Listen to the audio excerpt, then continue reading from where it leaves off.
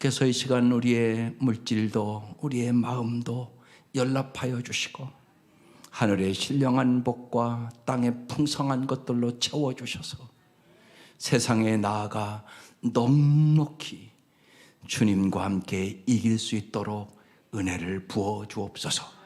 예수님 이름으로 기도드립니다. 아멘. 오늘 주신 말씀은 마태복음 18장 21절부터 35절까지 합독하겠습니다. 마태복음 18장 21절부터 35절까지입니다. 시작. 그때 베드로가 나와 이르되 주여, 형제가 내게 죄를 범하면 몇 번이나 용서하여 주리까? 7번까지 하오리까? 예수께서 이르시되 내게 이르노니 7번뿐 아니라 7번을 70번까지도 할지니라. 그러므로 천국은 그 종들과 결산하려 하던 어떤 인공과 같으니 결산할 때 10,000달란트 빚진 자 하나를 데려오매 갚을 것이 없는지라. 주인이 명하여 그 몸과 아내와 자식들과 모든 소유를 다 팔아 갚게 하라 하니 그 종이 엎드려 절하며 이르되 내게 참으소서 다 갚으리이다 하거늘 그 종의 주인이 불쌍히 여겨 놓아보내며 그 빚을 탕감하여 주었더니 그 종이 나가서 자기에게 100데나리온 빚진 동료 한 사람을 만나 붙들어 목을 잡고 이르되 빚을 갚으라 하매 그 동료가 엎드려 간구하여 이르되 나에게 참아주소서 갚으리이다 하되 그가 빚을 갚도록 옥에 가두거늘 그 동료들이 그것을 보고 몹시 딱하게 여겨 주인에게 가서 그 일을 다 알리니 이에 주인이 그를 불러다가 말하되 악한 종아, 내가 빌기에 내가 내 빚을 전부 탕감하여 주었거늘 내가 너를 불쌍히 여김과 같이 너도 내 동료를 불쌍히 여김이 마땅하지 아니하냐 하고 주인이 노하여 그 빚을 다 갚도록 그를 옥졸들에게 넘기니라. 너희가 각각 마음으로부터 형제를 용서하지 아니하면 나의 하늘 아버지께서도 너희에게 이와 같이 하시리라. 아멘. 고통을 이기는 비결 첫 번째 말씀, 용서. 용서하지 아니하면 여러분은 행복하게 살 수 없기 때문에 그렇습니다. 이 세상에 상처 없는 영혼이 있을까요? 우리 모두는 세상에 태어나는 순간부터 이 땅의 삶이 끝나는 그날까지 수많은 마음의 상처를 주고받으며 살아갑니다. 성장 과정에서 부모님이 아무리 많은 사랑으로 우리를 돌보아준다 하더라도 우리는 어떤 식으로든 상처를 받습니다. 어른이 되어서도 가정생활, 직장생활, 사회생활, 교회생활을 하면서 자기중심적이고 이기적인 모습과 미숙함으로 우리가 알게 모르게 서로 수많은 상처를 주고받습니다. 우리의 삶에 어려움이 없을 수 없듯이 인간관계의 갈등도 피할 수가 없습니다. 그럴 때 우리는 쉽게 파괴적인 언어와 충동적인 행동으로 서로 상처를 주고받으며 친밀한 관계를 깨트릴 수도 있고 그 고통 때문에 또 한편으로 주님의 은혜와 긍휼을 더 깊이 체험하고 넓은 마음으로 성령의 열매를 맺으며 더욱 주님을 닮아가는 기회로 삼을 수도 있습니다. 그것은 여러분의 선택이란 말입니다. 그래서 주보 앞에 삶의 선택이라는 글을 쓴 겁니다. 지난주 주보 앞면에 미리 폴 마이어의 글을 제가 여러분에게 써드렸습니다. 이런 내용이었습니다. 바람을 멈출 수 있는가? 없다. 하지만 풍차를 만들 수는 있다. 파도를 멈출 수 있는가? 없다. 하지만 돛을 조정할 수는 있다. 상처받지 않을 수 있는가? 없다. 하지만 용서하는 법을 배울 수는 있다. 용서하는 법을 못 배우면 언제나 나 또 상처받았어, 또 상처 주네, 항상 이라고 평생을 산단 말이에요. 얼마나 불행한 사람입니까? 그래서 오늘 예수님께서 여러분 자신을 위하여 주신 말씀이에요. 예수님이 뭐라고 말씀하시는 거예요? 첫 번째, 무조건 용서라고 말씀하세요. 21절, 그때 베드로가 나와 이르시되 주여, 형제가 내게 죄를 범하면 몇 번이나 용서하여 주리까? 7번까지 하리리까? 이 유대인들의 7번은 완전수예요. 7번까지 용서했으면 온전하게 한 거죠? 이런 질문이에요. 예수님께서 뭐라고 대답하세요? 22절, 예수께서 이르시되 내게 이르노니 7번뿐만이 아니라 7번을 70번까지 77, 49, 490번까지 할지니라. 무슨 말씀이에요? 무조건 용서하라는 말씀이에요. 예수님의 용서의 가르침은 절대적이에요. 만일이라든가 하지만이라든가 상대방이 준비되면이라든가 핑계나 조건이 들어갈 자리가 없습니다. 예수님은 우리에게 무조건 용서하라고 말씀하신 거예요. 그러면 이 까닭이 무엇일까요? 우리를 잘 아는데 못하는 줄 주님이 왜 이렇게 말씀하셨을까요? 하나님의 나라는요, 용서의 나라예요. 여러분이 용서받지 못했으면 여기 천국 갈 사람 한 사람도 없어요. 하나님의 통치 방식은 용서로 이루어지기 때문에 말씀하시는 거예요. 그러면서 예수님이 십자가 위에서 피를 흘리면서 우리에게 보여주셨잖아요. 그게 누가복음 23장 34절 말씀이에요. 아버지, 저 사람들을 용서하여 주십시오. 저 사람들은 자기 내가 무슨 일을 하는지를 알지 못합니다. 저 사람들은 누구시겠습니까?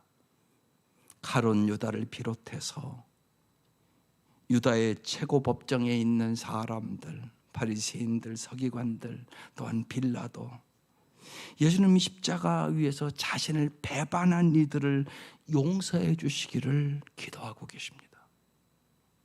우리는 하나님의 나라의 백성으로 하나님의 나라를 위하여 살도록 부름받은 자들로 반드시 용서의 삶을 살아야 한다는 것입니다. 또한 무엇보다 우리가 주님께 용서의 빚을 지고 있기 때문에 그렇습니다. 우리가 주님한테 진 사랑의 빚 가운데 가장 큰 것은 용서의 빚입니다. 그래서 언제나 잊지 마셔야 됩니다. 십자가 바라볼 때마다 내가 사랑의 삶을 살게 하소서, 용서의 삶을 살게 하소서. 성도들의 집에 가면 거의 다 십자가 걸려 있습니다. 그 십자가 왜 걸어 놓으십니까, 여러분? 폼입니까? 왜 십자가는 목에 걸고 다니십니까? 그게 다 의미가 있는 거잖아요. 내가 사랑하고 살겠습니다, 용서하고 살겠습니다, 그 마음으로 집집마다 십자가 걸어놓으라는 얘기고요. 목에다도 걸고 다니는 거죠. 그렇지 않으면 아무런 의미가 없는 거예요. 그러면서 주님께서 오늘 비유를 말씀하시는데 이 비유가 천국 비유라고 말씀하세요. 23절, 그러므로 천국은 이렇게 써 있잖아요. 그 종들과 결산하려 하던 어떤 임금과 같으니. 24절, 결산할 때 10,000달란트 빚진 자. 이 10,000달란트는 만약에 오늘날 노동자 하루 품삯을 7만 원 준다, 그렇게 계산을 하면 이 10,000달란트가 얼마나 큰 돈이냐면 약 4조가 넘어요. 우리 한국 돈으로 4조가 넘어. 여러분, 이렇게 빚지면 여기 갚을 수 있는 사람이 있어요? 평생 쭉 죽도록 이래도 못 갚을 거려. 그러면서 얘기를 하시는 거예요. 10,000달란트 빚진 자 하나를 데려오매 갚은 것이 없는지라. 그래서 주인이 말하는 거예요. 네 몸과 아내와 자식과 모든 소유를 다 팔아갚게 하라. 여러분, 옛날에 노예 시대에 팔리면 엄마는 동쪽으로, 아빠는 서쪽으로, 자식은 북쪽으로 평생 못 만나요. 다 팔아갚아. 그렇게 얘기를 한 거예요. 그 종이 엎드려 절하며 말합니다. 내게 참으소서 다 갚으리이다. 그 종의 주인이 불쌍히 여겨서요 놓아 보내며 그 빚을 탕감해 주었어요. 그런데 그 종이 나가서 자기에게 100데나리온, 그러니까 7만 원씩 계산하면 700만 원이에요. 700만 원 빚진 동료 한 사람을 만나 붙들어 목을 잡고 빚을 갚으라고 얘기를 해요. 그 동료가 엎드려 간구를 합니다. 나에게 참으소서 갚으리이다. 그런데 허락지 아니하고요 그가 빚을 갚도록 옥에 가두어요. 그 동료들이 그것을 보고 몹시 딱하게 여겨서 주인에게 가서 그 일을 말합니다. 주인이 그를 불러다가 말합니다. 악한 종아, 내가 빌기에 내가 내 빚을 전부 탕감하여 주었거늘 내가 너를 불쌍히 여김과 같이 너도 내 동료를 불쌍히 여김이 마땅하지 아니하냐? 주인이 노하여 그 빚을 다 갚도록 그를 옥졸들에게 넘겼어요. 그리고 오늘 결론적인 35절 말씀을 우리에게 주는 거예요. 너희가 각각 마음으로부터 형제를 용서하지 아니하면 너 나의 하늘 아버지께서도 너희에게 이와 같이 하시리라. 우리가 다른 사람을 용서해 주는 것은 주님께 진 빚을 갚는 행위예요. 주기도문, 여러분, 정말 주기도문은 암송하라고 준 주기도문이 아니에요. 마태복음 6장 12절에 날마다 하잖아요. 우리에게 잘못한 사람을 우리가 용서해 준 것처럼 우리의 죄를 용서하여 주소서. 중요한 기도란 말입니다. 이 원문은 이렇게 되어 있습니다. 우리에게 빚진 자들을 탕감해 주듯 우리의 빚을 탕감하여 주옵소서. 4조 탕감 받았다고요, 우리. 그런데 700만 원을 탕감을 못 해준다고요. 그 말씀이에요. 주기도문에서 용서로 번역된 이 기도의 단어는 빚이라는 뜻인 오페이레마라는 단어거든요. 우리는 주님께 용서의 빚을 지고 있기 때문에 다른 이들을 용서하는 것이 마땅하다는 것이에요. 그런데 용서는 가장 힘든 것 중에 하나란 말입니다. 그래서 용서의 왕이신 예수 그리스도를 닮아 용서의 삶을 살아간 사람들이 우리 앞에 있는 거예요. 그들을 바라보고 우리도 용서의 삶을 살아가야 되는 거죠. 대표적으로 스데반 집사가 성경에 나와요. 사도행전 7장 59, 60절에 사람들이 스데반을 돌로 쳐요. 그래서 온몸이 피투성이가 됩니다. 스데반이 이렇게 기도해요. 주 예수여, 내 영혼을 받아주십시오 하고 부르짖었다. 그리고 무릎을 꿇고 큰 소리로 주님, 이 죄를 저 사람들에게 돌리지 마십시오. 그리고 스데반이 순교합니다. 야고보도 오 주님, 저들은 자신이 하는 일을 알지 못하옵니다. 그리고 순교합니다. 바울 사도는 자신의 목을 자르는 집행인과 그 주위에 있는 참관인을 위하여 기도하면서 그들에게 잘못을 지우지 말아 주옵소서 그렇게 기도하고 순교합니다. 토마스 모라는 분은 자신의 목을 자르는 일을 향하여 위로하면서 이렇게 말합니다. 여보게들, 날 죽이는 것을 너무 언짢게 생각하지 말게나. 우리 모두는 다 천국에서 기쁜 마음으로 만날 것이니 말일세. 그러고 순교했습니다. 이들이 모두 자기를 죽이는 이들을 기꺼이 용서할 수 있었던 것은 용서의 왕이신 주님을 언제나 바라보고 주님과 동행하는 삶을 살았기 때문에 일어난 일입니다. 이들은 진정 우리가 용서의 삶을 살아가는데 필요한 용기와 소망을 주는 사람들입니다. 용서는 쉬운 일이 아닙니다. 사실 인간의 힘으로는 불가능합니다. 하지만 주님이 용서의 길을 가셨기에 우리도 주님이 도와주심으로 내게 능력 주시는 자 안에서 우리도 용서의 삶을 살아갈 수 있게 되는 것입니다.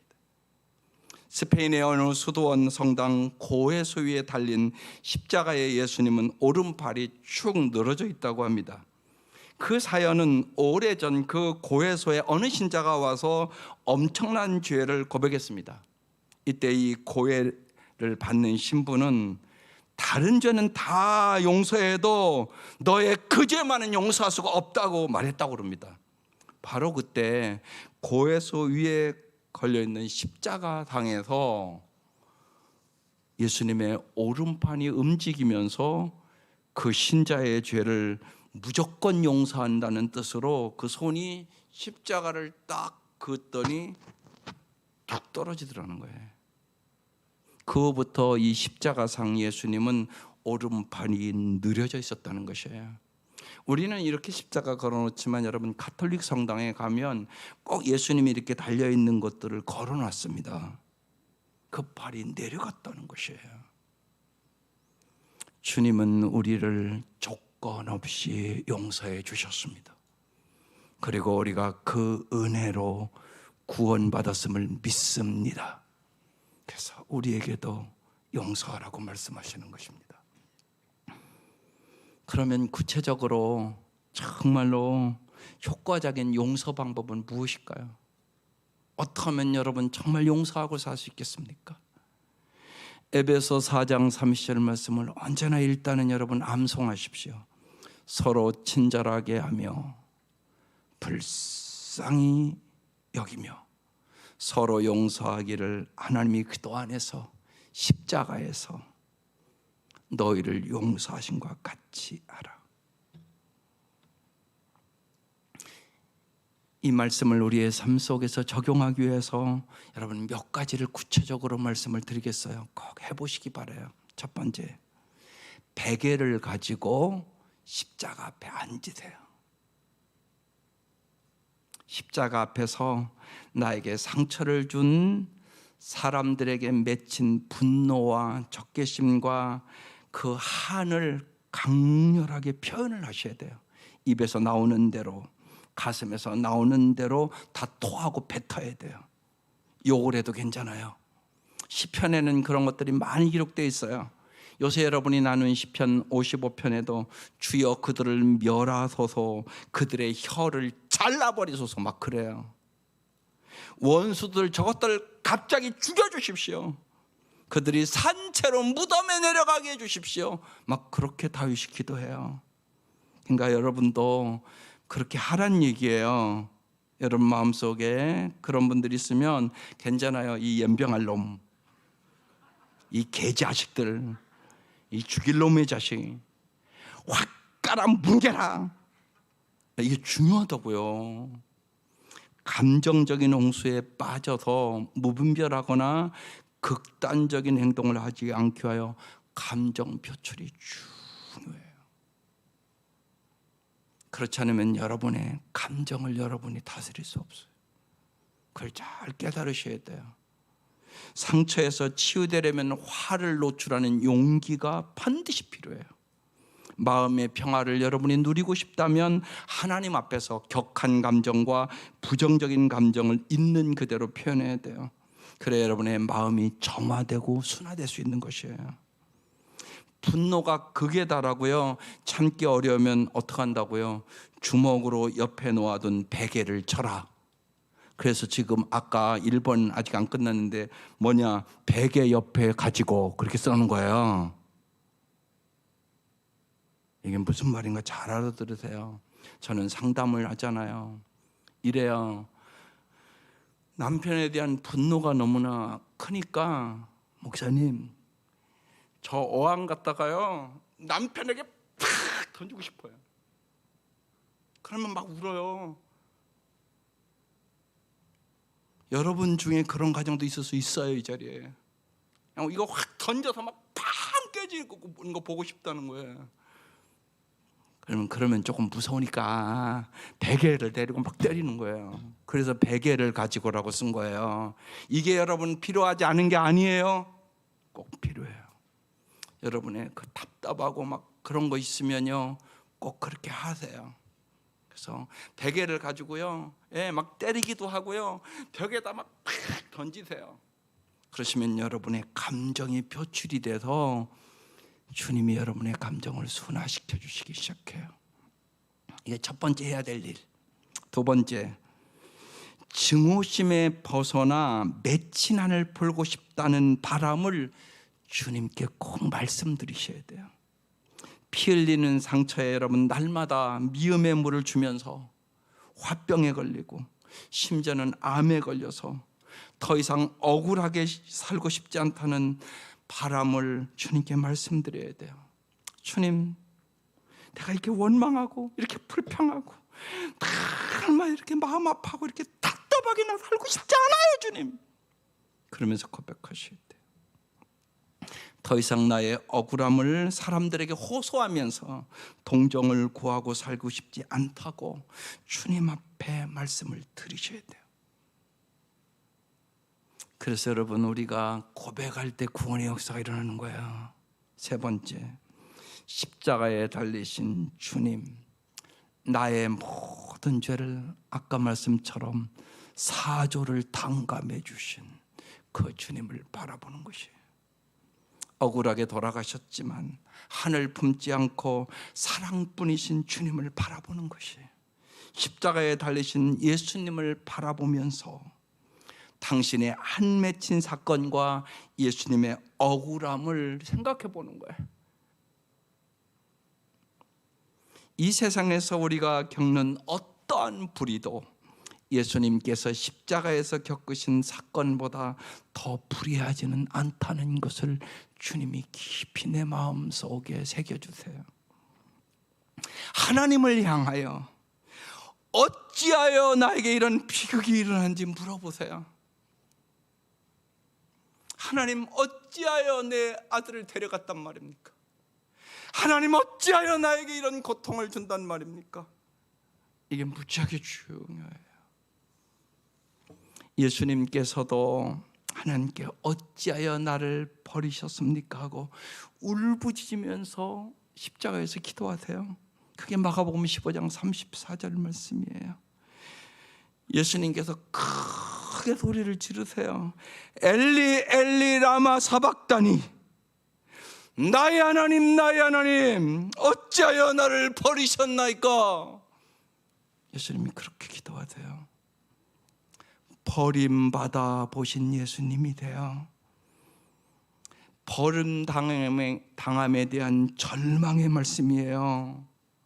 그래서 예수님은요, 버림받은 사람들의 마음을 너무나 잘 아세요. 오늘날 수많은 사람들이요, 버림받은 상처로 인하여 절망하고 살아가요. 여러분, 텔레비에서 나와서 어떻게 저럴 수 있느냐, 그런 사람들 거의 다가요, 버림받아 본 사람들이. 그래서 그렇게 된 거예요.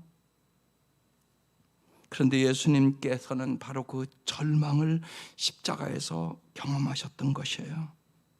따라서 예수님의 골고다 십자가 위에서의 어찌하여는요, 우리의 어찌하여를 포함하는 거예요. 그래서 유명한 볼프라는 신학자가 이렇게 말했어요. 우리의 어찌하여라는 물음은 주님의 어찌하여를 통하여 치유됩니다. 십자가는 완전한 절망이에요. 그러나 아무리 절망적일지라도 십자가의 은혜, 십자가의 정신만 있으면 거기서 희망이 시작됩니다. 절망의 십자가는 예수님으로 말미암아 세상에 희망이 된 거예요. 그래서 십자가를 걸어놓고 십자가를 달고 다니고 여러분의 집에도 십자가를 걸어놓은 거란 말이에요. 예수님께서 십자가에서 버림받음으로 우리는 죄와 사망에서 해방을 얻은 거잖아요. 이사야는 이미 수백 년 전에 이것을 우리에게 이사야서 53장 5절 6절에 말씀해 준 거예요. 그가 찔림은 우리의 허물 때문이요 그가 상함은 우리의 죄악 때문이라. 그가 징계를 받음으로 우리가 평화를 누리고 그가 채찍에 맞음으로 우리가 나음을 입었도다. 우리가 다 양 같아서 그릇 행하여 각기 제 길로 갔거늘 여호와께서는 우리 모두의 죄악을 그에게 담당시켰도다. 그래서 하나님의 은혜입니다. 하나님의 은혜입니다. 이 고백하는 것이에요. 유명한 헬린 후에는 그래서 이것을 상처 입은 치유자 예수님이라고 그랬어요. 그러면서 사목자란 상처 없는 사람이 아니라 자신의 상처를 돌보면서 그 상처를 통해 타인을 치유하는 사람이 사목자다, 그렇게 말했어요. 네 번째, 상처를 준 사건 속에 치유하시는 예수님을 꼭 초대해야 돼요. 예수님의 십자가 사건은 제자들에게 아픈 기억과 슬픔과 절망과 상처만 남겼어요. 그리고 그들은 절망해서 엠마오로 내려가죠. 부활하신 예수님이 그곳에 함께 가세요.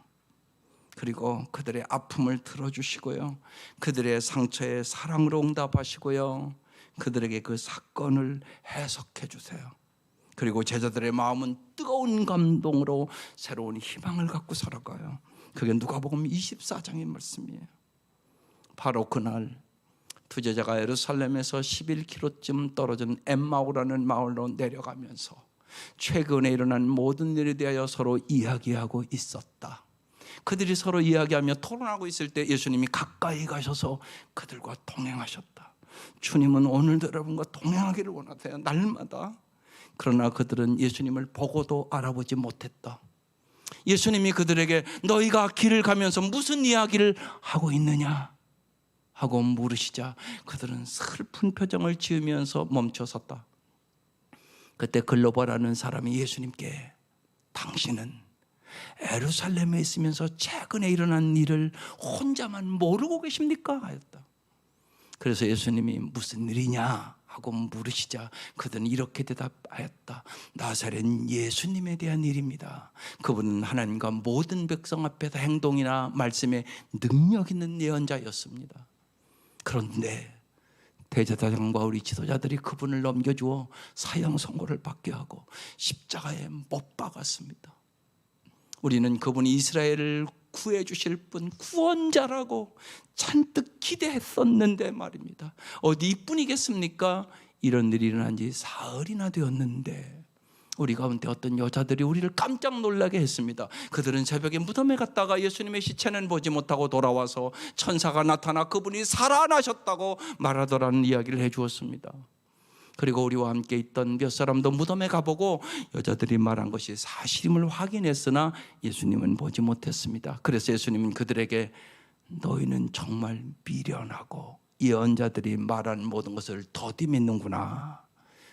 그도가 이런 고난을 받고 자기 영광에 들어가야 하지 않느냐 하시고 모세와 모든 예언자들로부터 시작하여 자기에 관하여 모든 성경에 기록된 것을 그들에게 자세히 설명해 주셨습니다.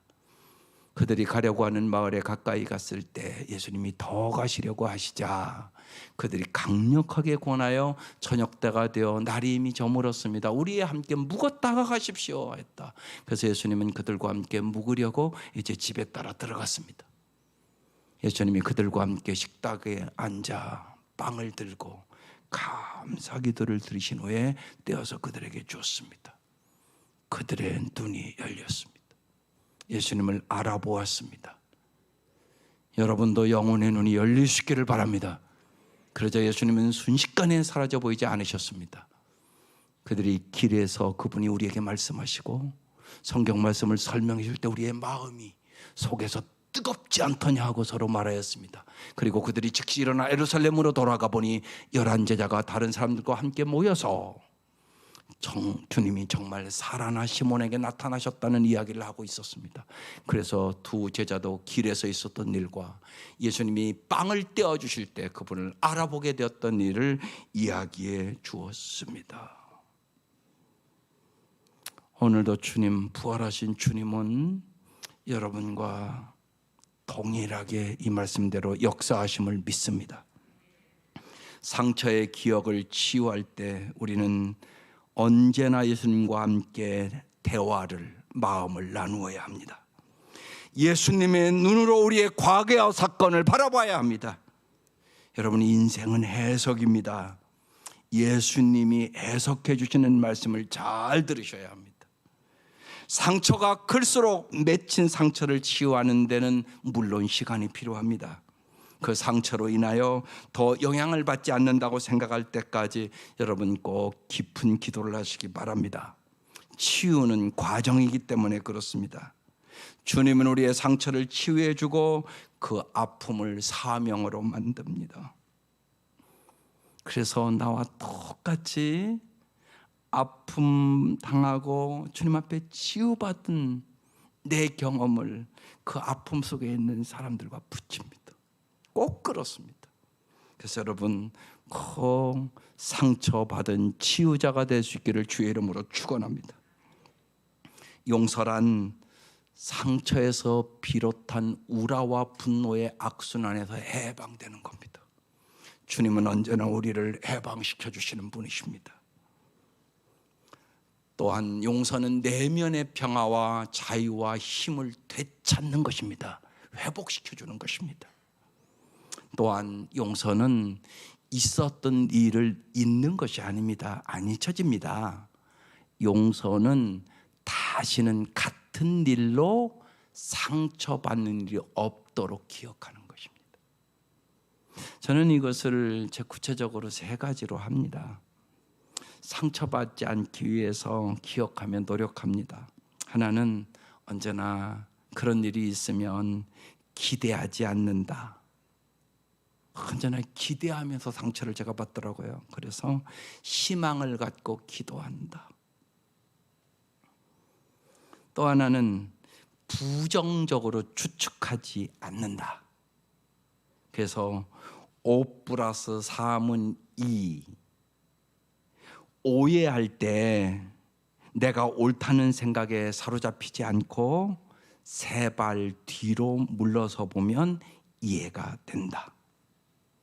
2+2는 4.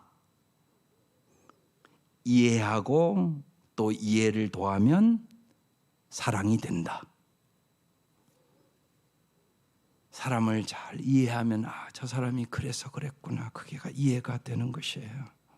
또 하나는 인정과 애정을 사람에게 구하지 않는다.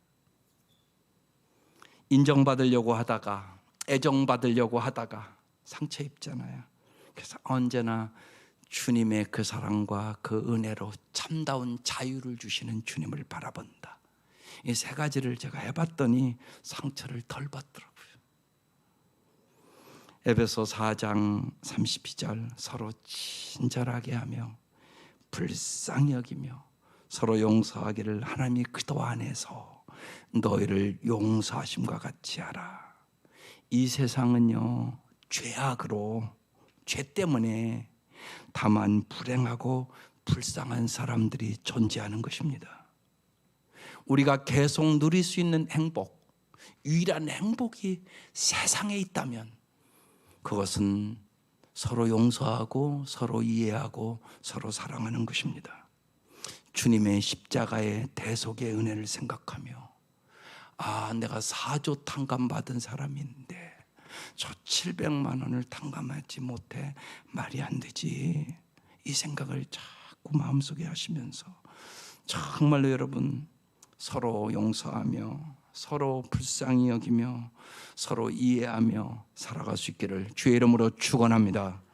기도드리겠습니다. 이 시간 간단히 1분 결단의 기도를 해야 될 것 같아요. 저의 모든 죄악을 용서해 달라고요. 또 여러분의 마음속에 여러분의 마음을 너무 아프게 한 사람들이 생각나는 사람들이 있을 거예요.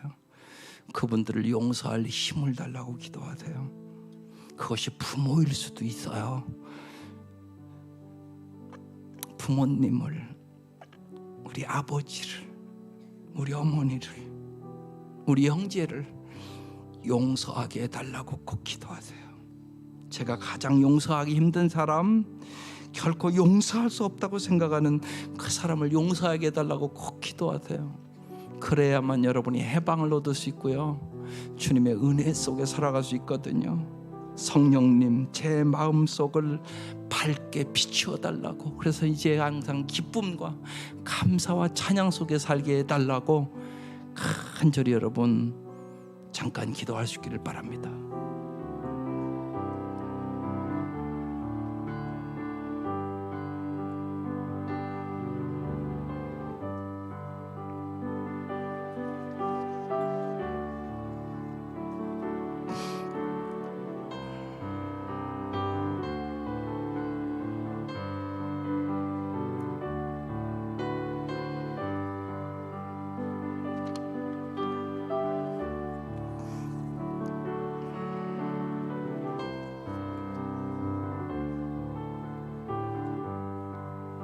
하나님 아버지, 진실로 주님께서 우리의 먹빛보다 더 검은 죄악을 흰 눈처럼 깨끗하게 십자가에서 씻어주셨음을 믿습니다.